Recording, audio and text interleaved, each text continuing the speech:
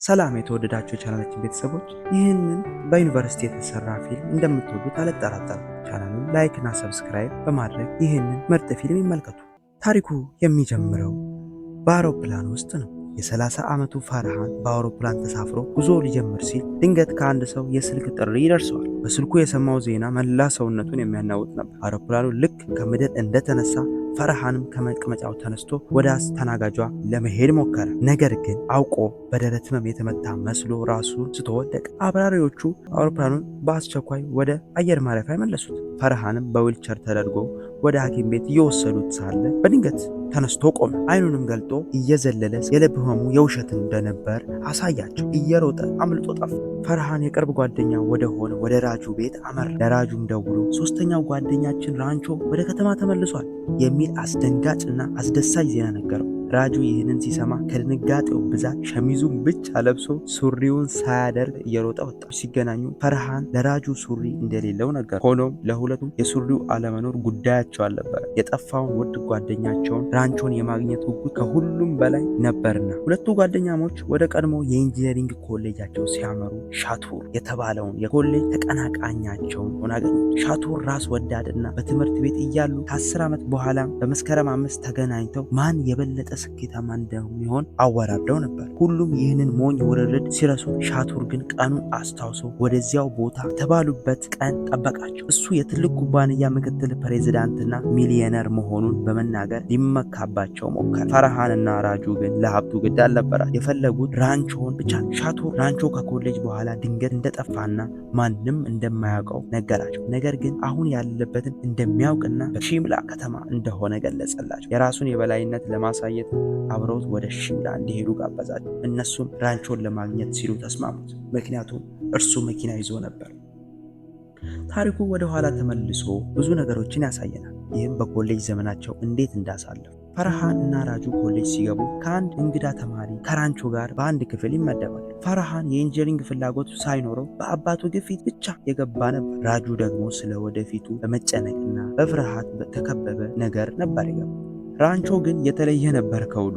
በመጀመሪያው ቀን ምሽት የኮሌጁ ሲኒየር ተማሪዎች አዲስ ገቢዎችን ልብስ በማስወለቅ ሲያዋርዱ፣ ይህም ለታላላቆች ክብር መስጠት ተብሎ የሚታሰብ ባህል ነበር። ራንቾ ግን በሩን ዘግቶ ለመውጣት ፈቃደኛ አልነበር። የጉልበተኞቹ መሪ ራንቾን ለማስተማር ሲል በሩ ላይ ሊሸናበት ተዘጋጅቶ ነበር። ራንቾ ግን ከእነርሱ የላቀ ብልህ ነበር። የኤሌክትሪክ ገመድን ከማንኪያ ጋር አገናኝቶ በሩ ስር ቀስ ብሎ አስገባ። ጉልበተኛው ማንኪያው ላይ ሲሸና የኤሌክትሪክ ንዝረት መታው። ሁሉም በዚህ ሳቁ፣ በራንቾ ብልሃትም ተደነቁ።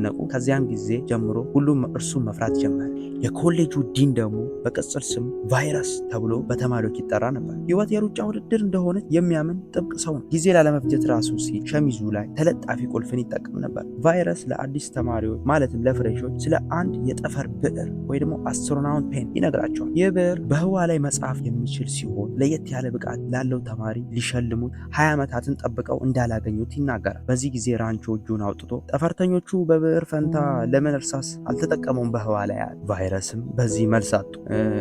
በኋላ መልስበታለሁ ብለው አለፉ። ሚሊሜትር የተባለው የትምህርት ቤቱ ሰራተኛ ልጅ በራንቾ ጥያቄ ተደነቀ። ራንቾም ለልጁ የደንብ ልብስ ገዝቶለት ትምህርት እንዲጀምር መከረው። እርሱ ተማሪዎች ሲገቡ ሲወጡ ቦርሳ እየተሸከመ ብር የሚያገኝ ልጅ ነበር።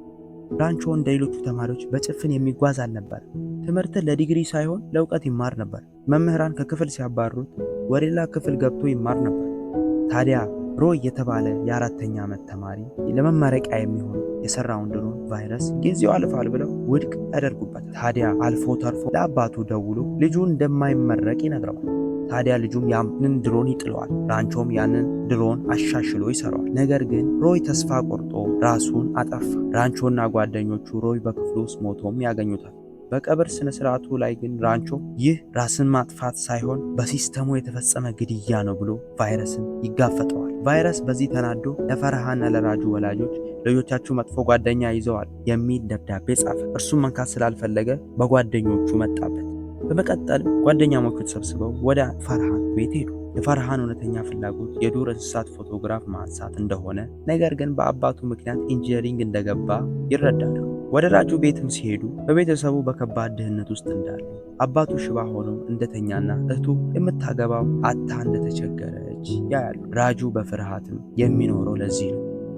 አንድ ቀን ሶስቱ ጓደኛሞች ምግብ ለመብላትም በቫይረስ ልጅ ሰርግ ላይ ሰብረው ገቡ። እዚያም ራንቾ የቫይረስን ልጅ ፒያን አገኛት። ሱሃን ስለተባለው እጮኛዋም ስትናገር ሰማ። ራንቾ ሱሃን ቁሳቁስ ወዳድ እንደሆነም ስላወቀ ቀስ ብሎ ይነገራል። ይህንንም ለማረጋገጥ ራንቾ የሱሃን ጫማ ላይ ምግብ አፈሰሰበት። ሱሃንም ስለ ጫማ ዋጋ እንጂ ስለሌላ ነገር አልተጨነቀ። እናም ጮኸ። ፒያ በራንቾ ተማረከ። ነገር ግን አባቷ ቫይረስ በሰርጉ ላይ አግኝቷቸው አባረራቸው። ፈተና ሲቃረብ ሻቱር የተማሪዎችን ትኩረት ለማሳት የተለያዩ መጽሔቶችን ያድላል። ራንቾ ይህንንም አውቆ ለሻቱር ትምህርት ለመስጠት ወሰነ። ሻቱር በሂንዲ ቋንቋ ንግግር ለማድረግም ሲዘጋጅ ቋንቋውን ስለማይችል በሽምደዳ ነበር የሚናገረው። ራንቾ የንግግሩን ቃላት ሄዶ ከወረቀቱ ላይ ቀይሮ አገልግሎት የሚለው ወደ አስገድዶ መድፈር እና ሌሎች አሳፋሪ ቃላት ይለውጠው። ሻቱር በንግግሩ ቀን በተከበሩ እንግዶች ፊት ተዋረደ። ብዙዎች ተሳለቁ። በዚህም ቂም ይዞ ነው ያንን የ10 ዓመት ውርርድ የጻፈው። ታዲያ ራንቾ የቫይረስን ልጅ ይወዳታል። ታዲያ ለፒያ ፍቅሩን ለመግለጽ ሲል ሌላ ሙከራ ያደርጋል። ሱሃን ለፒያ የሰጣትን ውድ ሰዓት እንደጠፋ አስመስሎ ዋሸ። ሱሃን በንዴት ፒያን ሲሰድባት ፒያ እውነተኛ ባህሪውን አውቃ ቀለበቱን ወረወረችል። ወዲያውኑ የራጁ አባት እንደታመመ ስልክ ተደወለ። ራንቾና ፒያ በሞተር ሳይክል አባቱን ወደ ሆስፒታል ወስደው ሕይወቱን አተረፉ። ራጁ ለጓደኛው ባለውለታ የፈተና ውጤት ሲመጣ ፈርሃንና ራጁ የመጨረሻው ነው። ነገር ግን ራንቾ በአንደኝነት በማለፉ ሁሉም ተደነቁ። አብሯቸው ይላል ግን በጣም ጎበዝ ነው። ቫይረስም በንዴት ተቃጠለ። ራንቾ አንደኛ ስለወጣ ማለት ነው። ወደ አሁኑ ጊዜም ስንመለስ ፈርሃን፣ ራጁና ሻቱር ራንቾን ፍለጋ ሺምላ ደረሱ። እዚያ ሲሄዱ ግን ያገኙት ሰው ሌላ ራንቾ ነበር። ሰውየው ሽጉጥ መዞ አስፈራራቸው። ጓደኛሞቹ ግን አልፈሩ። የራጁን አባት አመድ ሽንት ቤት ውስጥ እንደሚጨምሩበት ዝተው አስፈራሩ። በዚህ ጊዜ ሰውየው እውነቱን እነግራችኋለሁ፣ ባካችሁ ይሄንን ዕቃ አትጣሉት አላቸው እና እውነተኛውን ራንቾ የአትክልተኛ ልጅ እንደነበርና ለጌታው ልጅ ዲግሪውን ለመስጠት ሲል በስሙ እንደተማረ ተረዱ። ምስኪኑ ራንቾ ዲግሪውን ለሀብታም ሰጥቶ ግንኙነቱን እንዲያቋርጥ ተደርጎ ነበር። ትክክለኛ አድራሻውን ከሱ ተቀብለው ጉዞ ጀመሩ። ወደ ኋላ በትዝታ ስንመለስ ራጁና ፈርሃን ስለ ስራ ቅጥር ተጨንቀው ነበር። ሰክረውም አንድ ቀን ራንቾ ፒያን ካፈቀርኩ ጓደኞቼ ህይወታቸውን ያስተካክላሉ ብሎ ቃል ገባ። ሰክረው ወደ ቫይረስ ቤትም ሄደው ራንቾ በስህተት ለፒያ ነፍሰ ጡር እህት ሞና ፍቅሩን ገለጸ። ከዚያም በቫይረስ ቤት በር ላይ ሸኑ። ቫይረስም በሩቅ ሆኖ አያቸው። በማግስቱ ቫይረስ ራጁን ቢሮ ጠርቶ አንተ ትባረር ወይም ጓደኛህን አሳልፈ ስጣል። ራጁ ይህ ከባድ ውሳኔ ስለከበደው ህንፃ ላይ ዘሎ ራሱን ለማጥፋት ሞከረ። በዚህም አልሞተም፣ ነገር ግን ኮማ ውስጥ። ጓደኞቹም ተስፋ ሳይቆርጡ አበረታቱ። ራንቾ ፈርሃን እህትህን ሊያገባ ነው ብሎ ዋሽቶ ከኮማ ሊቀሰቅሰው ሞከረ። መጨረሻም ግን ተሳካለ። ራጁም ሲነቃ እናንተ ውሸታሞች ብሎ ተናገረ። ከዳነ በኋላ ራጁ በፍርሃት ሳይሆን በድፍረት ለስራ ቃለ መጠይቅ ቀርቦ ስራ አገኝ። ፈርሃንም አባቱን አሳምኖ ወደ ፎቶግራፍ ሙያ ተሰማራ። ሁለቱም ጓደኛሞች ለራንቾ ያላቸውን ክብር በትልቁ ገለጹ። ቫይረስ በንዴት የፈተናውን ጥያቄ ሊያጠነክር እነርሱንም ጓደኛሞቹ በፈተና ሊጥል አሰበ። ፒያም ቁልፍ ሰርቃ ለጓደኞቹ ሰጠች። ራንቾና ፈርሃን ለራጁ ብለው ወረቀቱን ሰረቁ። ራጁ ግን በራሴ ጥረት ማለፍ እፈልጋለሁ ብሎ ወረቀቱን ወረወረው። ቫይረስ ይህን አውቆ ሶስቱንም አባረራቸው። በዚህ ጊዜ ፒያ ለአባቷ ከዚህ ቀደም የሞተው ወንድሟ በአደጋ ሳይሆን በአባቷ ጫና ምክንያት ራሱን አጥፍቶ እንደሞተ ነገረችው። ቫይረስም ደነገጠ። ምክንያቱም እርሱ መማር የማይፈልገውን ትምህርት እንዲማር ይህ ፕሮፌሰር አስገድዶት ነበር። በዚህም ልጁ ራሱን አጥፍቷል።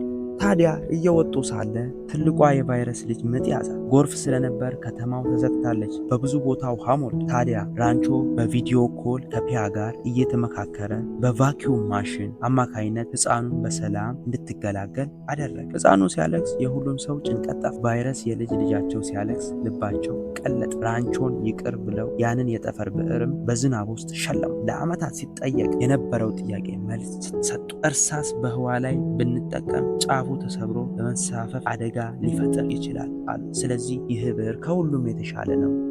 በመመረቂያውም ቀን ራንቾ እንደገና አንደኛ ወጣ። ነገር ግን ልክ ፎቶ እንደተነሱ በታክሲ ተሳፍሮ ጠፋ። ያኔ ነበር ለመጨረሻ ጊዜ ራጁና ፈርሃን ያዩት። ወደ አሁኑ ጊዜና ወደ ፊልሙ መጨረሻ ስንመጣ ጓደኛሞቹ ሌላ ሰው ልታገባ ሰዓታት ሲቀራት ራጁ ሙሽራ መስሎ ገብቶ አፍኗትና እርሷም መሄድ ፈልጋ ስለነበር ይዘዋት ወጡ። እዚያም ላዳክ በሚገኝ አንድ ትምህርት ቤት ደረሱ። ድሮ ዩኒቨርሲቲ ውስጥ ይሰራ የነበረው ሚሊሜትር አድጎ አገኙት። ፒያ ራንቾን ስታገኘው በጥፊ መታችው፣ ከዚያም ሳመችው። ሻቱር ግን አሁንም በትዕቢት የራንቾን ደሞዝ ከራሱ ጋር እያወዳደረ ያሾፍበት ነበር። ውርሩን አሸነፍኩ ብሎ ሊፈርምበት ያለውን ብር ከራንቾ ተቀበለ። ለመሆኑ እውነተኛ ስም ማን ነው ተብሎ ሲጠየቅ የራንቾ እውነተኛ ስም ፎንሱክ ዋንግዱ መሆኑን አወቀ። ሻቱር ሊዋዋል የፈለገውና እጅግ የሚፈልገው ታላቅ ሳይንቲስት እሱ ራሱ ኖሮ ተገኘ። ሻቱር በጣም ደነገጠ። በጣም እንደተሸነፈ ገባው። ለክብሩም ሱሪውን አወለቀ። ጓደኛሞችም በፍቅርና በደስታ ተቃቀፋሉ። እናም ራንቾ ፒያን ያገባታል። ታሪኩ ተፈጸመ። ፊልሙን ከወደዳችሁ ላይክ፣ ሼር ማድረግ አይረሳ። መልካም ጊዜ